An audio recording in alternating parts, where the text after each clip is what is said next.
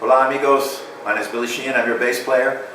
I'd like to say hello to all my friends watching on Metal Master Kingdom. I hope I see you around.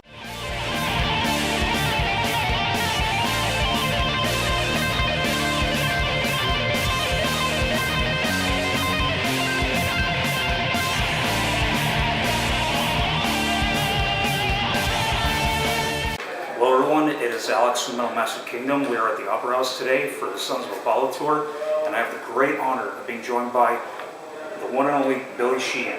Billy, How are you? very good, very good. Like I said, it's an honor to meet you. Well, you Honor too, to talk to you. So welcome back to Toronto, first of all. It's kind of a second home for me. I spent a lot of time in Toronto back in the days with late 70s and in the 80s with Talus and shopping at Athens Leather, and I was briefly in Max Webster for a couple of weeks. I didn't know that actually. Yeah. Oh, I'm gonna have to ask you about that later. Yeah. So you've been touring like for the past few months with Sons of Apollo. It's your first ever tour dates. How have they been going? Amazingly, it's you never know. You put a record out, and maybe people will like it, maybe people won't. It's an interesting out of sync that happens. Yeah. You get a record, man, this is gonna go great. It goes out, nothing. You go, okay, we'll put this rest, and all of a sudden people like it. So it's funny. It's analogous to I'll have just a horrible night on stage. Nothing's working. I just, oh God, I just get off stage and people go, it was the best show I've ever seen in my life. And then you have a show where everything is, throw the bass in the air, catch it on the right note. Everything is perfect. The sound is great. And you say, hey, well, how's the show? And they go, it's okay. It's kind of a weird out of sync this. Yeah. So, Makes sense. so we don't know always what people are going to respond to. But I'm a fan also, so there's some way to mitigate that to some degree. Because if I really like something, I generally will play it for my friends. I've been on a lot of records where I just don't know, and other people's opinions were involved. Yeah.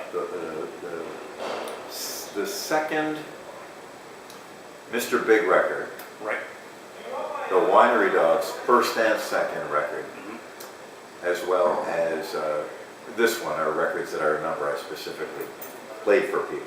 Right. I thought they would like it. So far, my track record is pretty good because all those records were somewhat successful. So Well, that's great to hear. That's great to hear. And Psychotic Symphony is a fantastic record. I really love it. The title, talk about that. What does it mean? Is it the description of the album or something else? I think it's just the name of what that whole collection of notes are. It was composed not so much songwriting as it is composition. So therefore you connect it a little bit with the symphony as opposed to regular rock band playing regular songs. Right. Generally, I like to be involved in songwriting, not so much composing music. There is sometimes they can seem like they're the same thing, and sometimes they are, but there are some subtle differences where a song is more of an emotional thing, based mostly on lyrics and corresponding chord changes, where a composition you kind of think it through and piece together musical things that fit and arrange. So it's more that sense than a song record, though they are songs and they are pieces of music and they have verses and choruses and what have you. But it's more like that. So and it is pretty crazy. So hence the psychotic element. Yeah. Well, like I said, there's great songs on there. Watson Oblivion, Coming Home, God of the Sun, Cool. Opus Maximus. Great stuff. So, I'm glad you like it. Thank you. Yeah, absolutely. And you just mentioned Mr. Big earlier. I have to extend you my condolences on the passing of Pat Torby recently. Yes, sir. How have you guys been doing? Well, this has been pretty rough for everybody. Pat was my closest and longest musical partner and friend. And Mr. Big, we're all friends, but Pat and I, we had a special connection because we grew up. You guys go way back. Yeah, we grew up in a parallel universe. Our lives were almost the same. Our parents split up when we were young. We got in a rock band. We played clubs, not with each other, but in separate parts of the country. Yeah. So we got together, Mr. Big, it was like we'd already been playing together for 20 years because of our background. So Pat and I made an instant connection. Since generally for me, my main instrument to focus on is drums. Oh, really? People always say, "Oh, you must love playing all those guitar players." Yeah. They're okay. I guess they're necessary. I can't. But it's the drummer always. It's bass and drums got to be locked together. If it ain't, the band is kind of worthless in my opinion. So he is a rock drummer. Pat was just a spectacular player with amazing time and finesse, and he could swing too. Swing is absolutely. See the movie Whiplash? Yes, I have. Where it's all about that swing. The swing, yeah. And it's true. So it's a very, very true thing. A lot of guys have a hard time. Swinging separates the men from the boys in a lot of ways. I'm a drummer myself, so I know about it. Yeah, so Pat had a great swing. He was amazing. Worked well with me because I generally do three finger. And three fingers is a great advantage if you're playing anything based on a triplet. Yeah. So the swing, works really well. So it's just by luck, not by skill. Right. So on the latest album, Defying Gravity, you had Matt Starr playing on the drums for most of the songs, but Pat played on a handful. But talk about the recording process, because even though Pat played on a few songs, how's the dynamic been different? Well, I'm not sure where that info comes from, but he didn't play on anything. He couldn't play. Yeah, unfortunately, Pat got to the point where, and even he said so himself, he could probably do it, but it's going to take forever, and we have to do edits, and Because he was a producer on the album. So he basically produced the drums. Matt Starr is a supreme talent, and sometimes the real mark of great talent is your ability to just take direction. Yeah. And Matt was brilliant at that. On his own, fantastic. He would have come up with his own parts and on his own thing for the whole record. I'm sure it would have been amazing. But Pat is the drummer, and unfortunately, due to his Parkinson's, he just couldn't play anymore. Yeah. So he was with Matt the whole time. Giving ideas. In between every take, he'd be running out to the drum room. Okay, when it comes to this part, open that hi-hat a little bit and make sure you don't, and then always remember. And so it pretty much, it was funny because as we're listening back to him, man, it's real Pat Torpy kind of a drum thing there. Yeah. So he actually managed to morph into the style of Pat quite a bit. Yeah. And again, it just proves the saintedness of Matt Starr. He was just completely wonderful. Sorry about the noise. Setting up, selfless. Yeah. He just wanted to do what Pat wanted and do it the way Pat felt it should be done. Absolutely. Of course, Pat, being very magnanimous himself, said, but a lot of times, Matt, do your thing here. Let him have his head, of course, too. But it was quite a fortuitous pairing to get Matt in the band because he was the perfect personality. He sings great and he plays great, so it worked out very well. All four of you together, vocal-wise, and the harmonies and everything, you guys sound fantastic. Well, thanks. Yeah, Mr. Big was always a vocal band. That was the whole idea from the beginning. Yeah. And people write to me today, what should I do? Sing. You gotta sing. Yeah. Sing. Well, no matter what. If you're a drummer, bass, whatever, sing. Yeah. Sing. It's about singing. American Idol, they don't have drummers or bass players on there. Yeah. It's only singers. So it's true. It's a very important thing. It really is the connection to the general public. Underneath it, the music, of course, is very important. That's the framework of what you're doing, but it's that vocal thing. You don't hear many instrumental hits these days. Yeah. Now, back in the 50s, 60s, and 70s, there were actually hit records that were instrumental. Yeah. You don't hear it so much anymore. Yeah. It's really a vocal world. So, Mr. Big, we got pretty adventurous in some of the songs we covered for like bonus tracks and for live things. We did Carry On by Crosby, Stills and Nash, It's For You by Three Dog Night, all these songs that were really harmony heavy. Yeah. And so we really built the band initially to depend on a lot of vocals. And people got the wrong message when they saw me and Paul Gilbert, oh, it's going to be a complete shred fest. Yeah. And they get the record and there's singing and harmony. Yeah. That's the thing really I think we can attribute our success to, is the fact that we sang a lot. Yeah. And you guys are one of the very few bands out there that actually have every member singing. Yeah. So that's what makes you guys really unique in my mind. Yeah, no dead wood up there. Yeah. If you can't put a microphone in front of a guy, then he shouldn't be on the stage. Yeah. Of course, that's not always true, and I'm sorry. But that's kind of a rule of thumb you could go by for the most part. Yeah. If somebody is so fantastic, he doesn't have to sing ever, you know, sometimes. Yeah. But also singing gives you a great sense as a musician, even if you want to be a wild-ass, crazy psycho player and do all kinds of fancy stuff, it gives you, it really grounds you. You see some of the most successful musicians in the world, the richest musician in the world, other than Andrew Lloyd Webber, who I wouldn't necessarily count as a musician, is Paul McCartney. Yeah. He's a bass player. Yeah. And he's a singer. Exactly. Sting, Yeah. bass player, singer. Geddy Lee, bass player, singer. Exactly. Lemmy, bass player. Yeah. So it's a real important thing to at least be thinking vocals. Yeah. As far as how you weave what you're doing into the song and the sound of what's going on. Absolutely. In my own opinion. I agree with you 100%. Now, you just mentioned Geddy Lee. I'm a huge Rush fan, and whenever I talk to bands that toured with Rush back in the day, I always like to ask them what their favorite memories or stories were. You guys, Mr. Big, did tour with Rush in the Preston tour in like 1990 or whatever, like a couple years before I was born. But I love the story that I heard you tell about pranking Neil with the topless woman. Oh yes. Any other great stories from that tour? A million of them. We most of them are performance art though to tell the story, but let it suffice to say please take this correctly. I'll try to frame it so it doesn't require anyone to have to twist their head around to get it. Yeah. I was never really a Rush fan. Now, why? Because there was not really time. Right. When I started to come up and started to get busy and started playing more, I didn't have time to get involved in listening to other bands, and they were just coming up as well. Yeah. So I just never got into Rush. And in the early days, I was into Genesis, King Crimson, a lot of proggy stuff. Even though I was playing with some bar band that cover tunes in clubs. Yeah. But I was in a Return to Forever and Mahavishnu Orchestra, Right.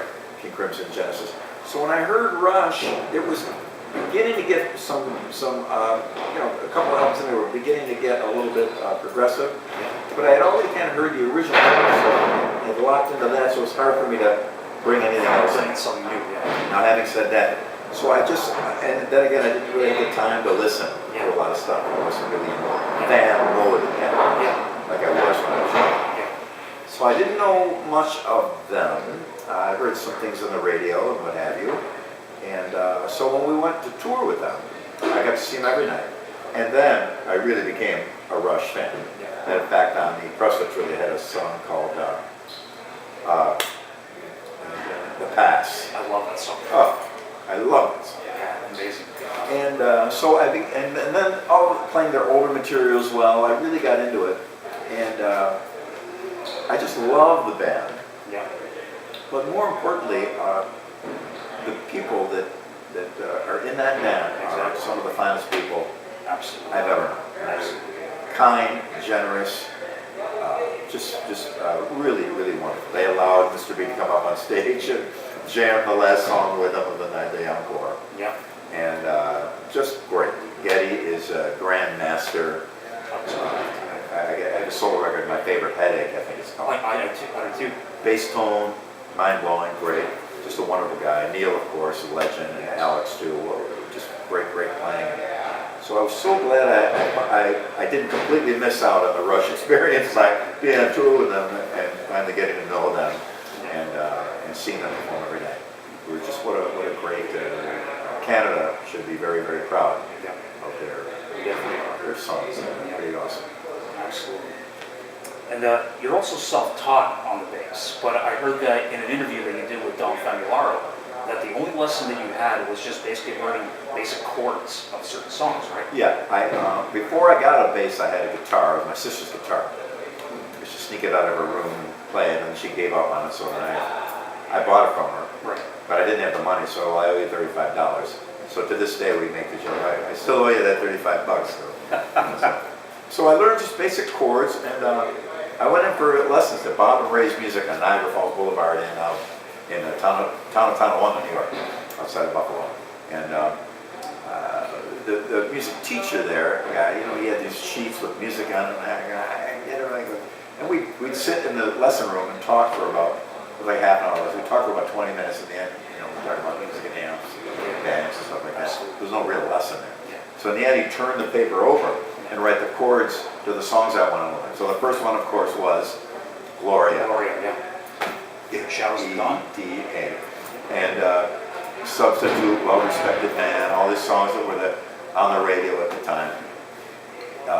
Great, great stuff. So I go home and I just figure out the chords. And then I learned how to listen to records and figure out where the chords were and get it done like that. So it wasn't any, and I still have those sheets. Yeah. I'm an amateur archivist. I got almost everything. But I still got those sheets from Botten Radio. And I have to correct myself because I mentioned Shadows of Dawn. It's Shadows of the Night, right? Shadows of the Night, yeah. That's with Van Morrison. Van Morrison was the singer, I believe. Nice. I believe, if I'm wrong. Yeah. We have a Van Morrison record, and I think it's called Back on Top. Yeah. And I remember being a kid just listening to the song Precious Time. And it's one of He's the Canadian, right? I believe so. Yeah. I haven't listened to him in a long time, but I do know that he's really great.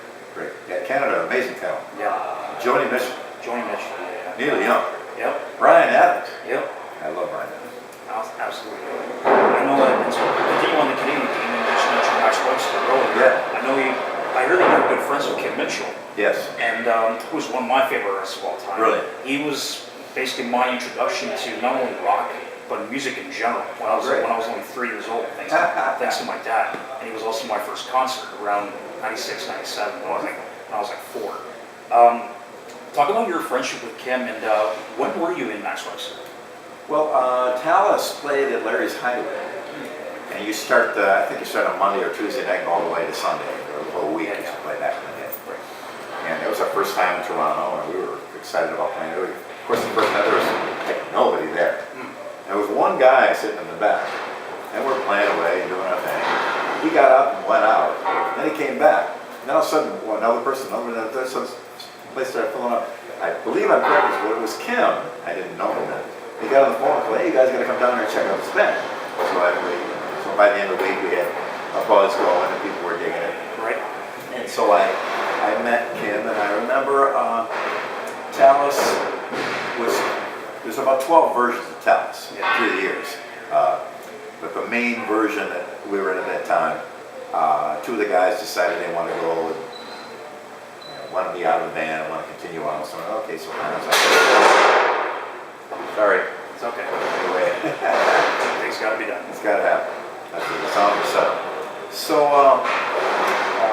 I called Kim and asked him, anybody looking for a bass player? And he goes, well, yeah, we might be. And it was, I replaced Mike Tilka. Mike Tilka.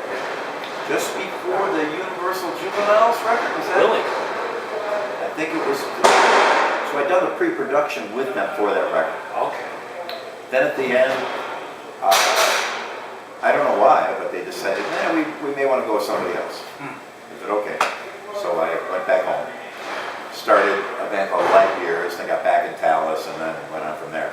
But got the name of the guy that they got right after me. But then I was in touch with Kim, I don't know, a couple more times about either getting back in Max Webster or playing with him. And actually, it was the lyricist, Pi Dubois, who, for some reason, took a dislike to me. And I think he may have been in Kim's ear. I don't know. That's the rumor. But but ever since then, I've always wanted to play with Kim, and I'm a big fan of his. I almost got Kids in Action on the Venus Smile record. Oh, nice. We actually tracked it. Really? And I have the track sheet still.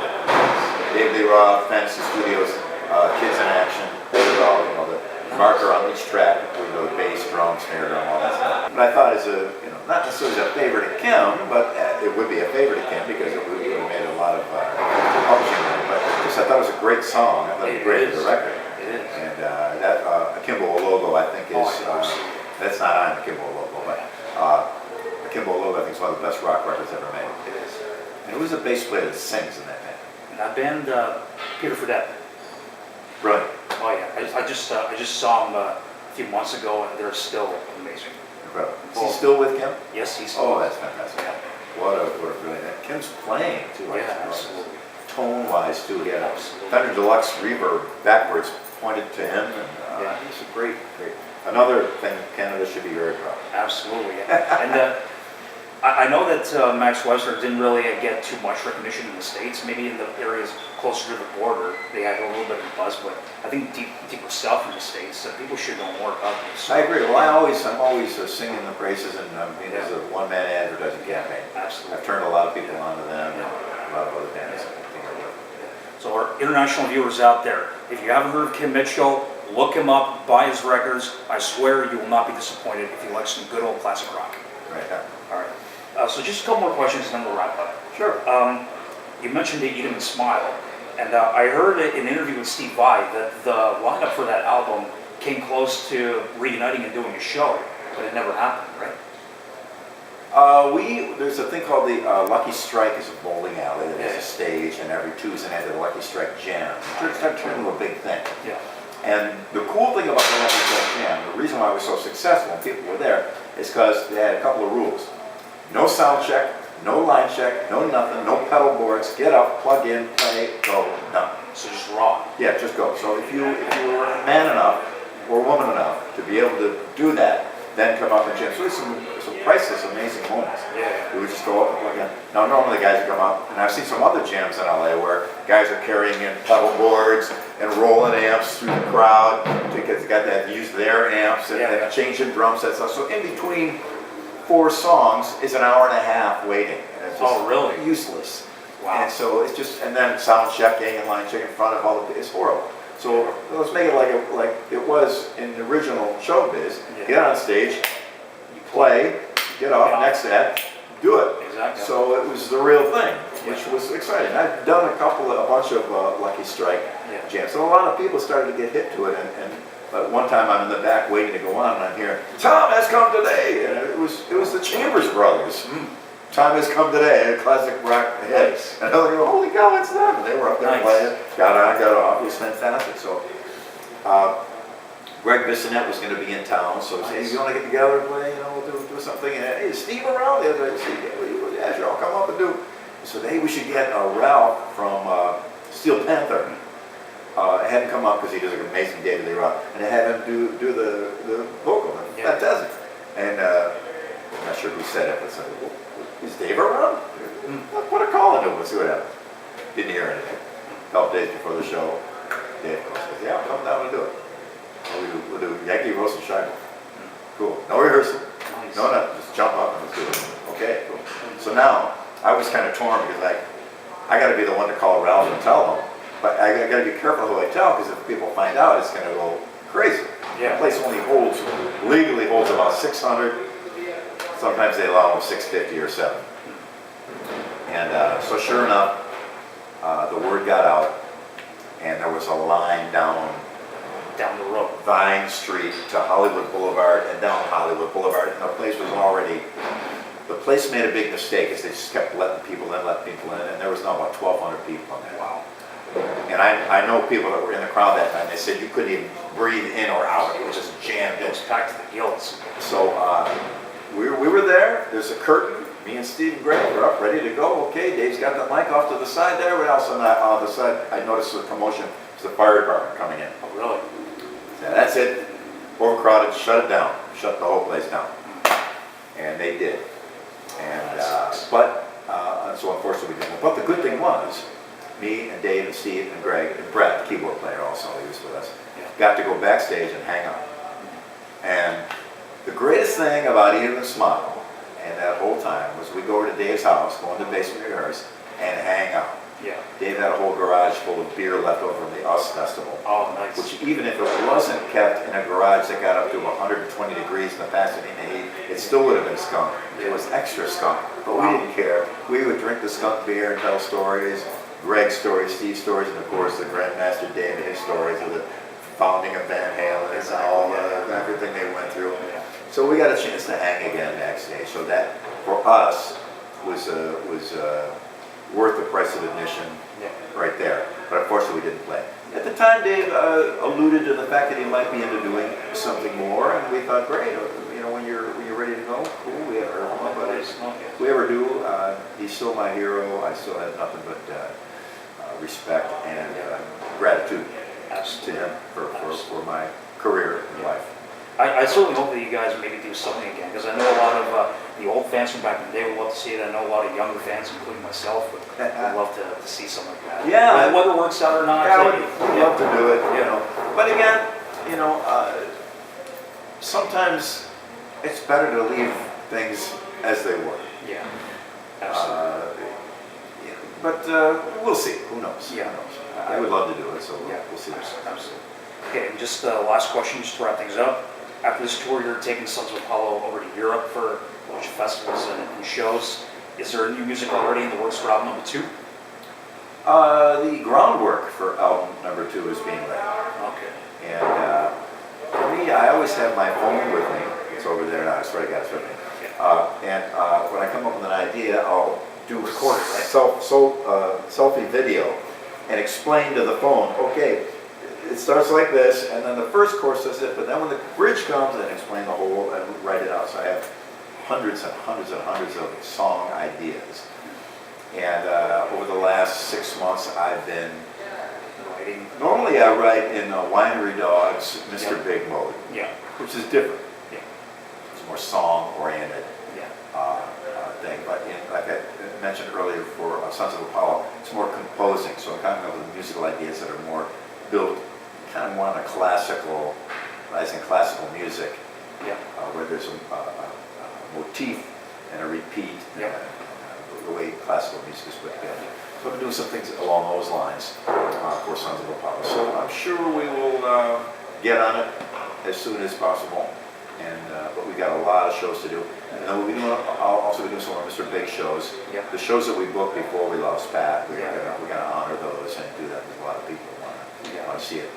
And after that, I'm not sure what's going to happen with Mr. Big. We don't want to play without Pat. That's understandable. I know some days just have to do it because you got to put food on the table. But it's sad for me to see a lot of bands that are going. Some bands are out there. The only thing original is the logo. There's nobody original in the band anymore. So we didn't want to get caught up in that and in Pat's honor, just leave Mr. Big as it was. We may end up getting together and doing a couple things here and there as time goes on, because we're all good friends, and I love Eric and Paul, and Matt is amazing, so we can do these upcoming shows, but we haven't really decided on what to do. I know in all of our minds we don't want to be out there vlogging version 2 of Mr. Big. It's just Pat was it was very unique. Unique player, but he was. The 4 of us were very. You couldn't do it without any one component. In my humble opinion, Mr. Big, Eric's voice is unique and amazing, and anyone else, I don't know if the band would have worked. Paul Gilbert is a complete, unique character and personality and supreme talent. Any other guitarist, I'm not sure it would have worked. Same with Pat. Hopefully, it's the same way with me. At one point, we did replace Paul with Richie Kotzen. Richie is a brilliant. He is. He's a superstar. And it definitely took Mr. Big in a completely different direction. So we kind of pulled it back to how it was a little bit with Paul, just so we wouldn't alienate people.